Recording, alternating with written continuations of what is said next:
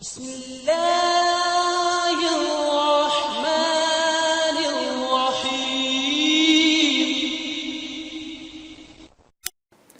امام رازی رحمت اللہ علیہ نے اپنی تفسیر کبیر میں لکھا ہے کہ میں نے ایک بزرگ سے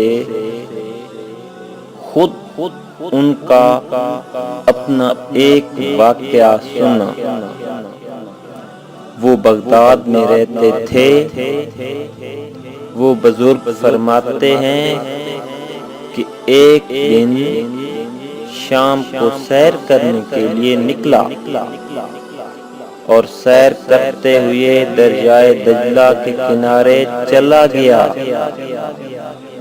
اور جب میں دریا کے کنارے چلنے لگا تو میں نے دیکھا کہ ایک بچھو میرے آگے آگے چلا جا رہا ہے۔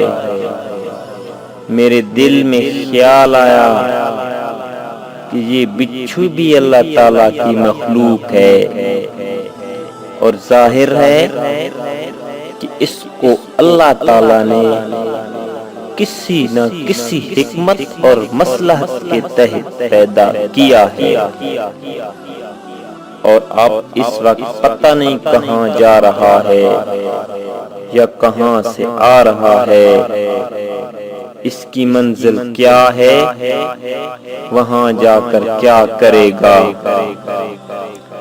میرے دل میں خیال آیا کہ میرے پاس تو وقت ہے، میں سیر کے لیے نکلا ہوں، آج میں اس بچھو کا تعاقب کرتا ہوں کہ یہ کہاں جاتا ہے۔ چنانچہ وہ بچھو آگے چلتا رہا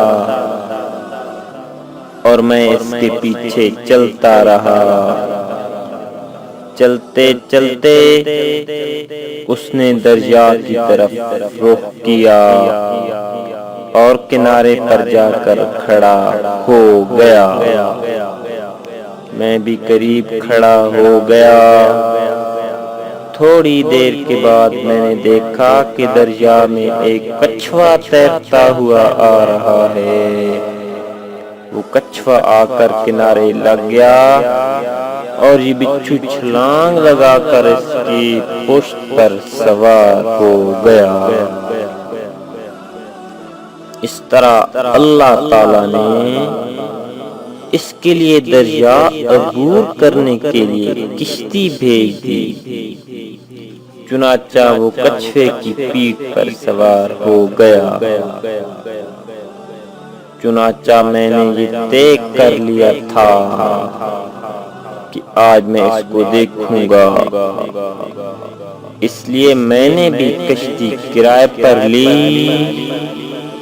اور اس کے پیچھے روانہ ہو گیا، حتیٰ کہ اس کچھوے نے دریا پار کر لیا۔ اس طرح دوسرے کنارے جا کے لگا۔ وہ بچھو چھلانگ لگا کر اتر گیا۔ اب بچھو آگے چل رہا تھا اور میں اس کے پیچھے تعاقب میں چلا آ رہا تھا۔ آگے میں نے دیکھا کہ ایک آدمی درخت کے نیچے سو رہا ہے۔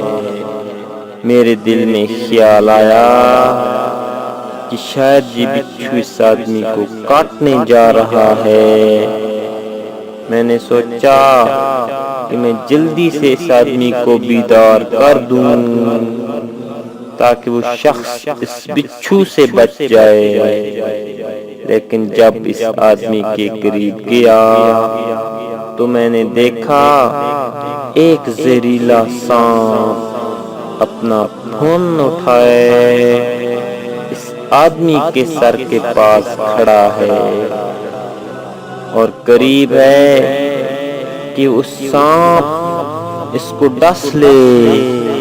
اتنے میں یہ بچھو تیزی سے سانپ پر سوار ہو گیا اور اس کو ایسا ڈنگ مارا کہ وہ سانپ پل کھا کر زمین پر گر گیا۔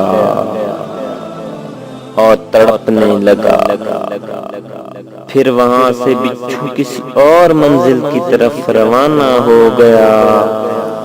اچانک اس سونے والے شخص کی آنکھ کھل گئی اور اس نے دیکھا کہ قریب سے ایک بچھو جا رہا ہے۔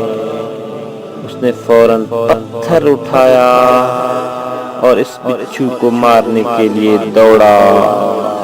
میں قریب کھڑا یہ سارا منظر دیکھ رہا تھا، اس لیے میں نے فوراً اس کا ہاتھ پکڑ لیا اور کہا کہ تم جس بچھو کو مارنے جا رہے ہو یہ تمہارا محسن ہے اور اس نے تمہاری جان بچائی ہے۔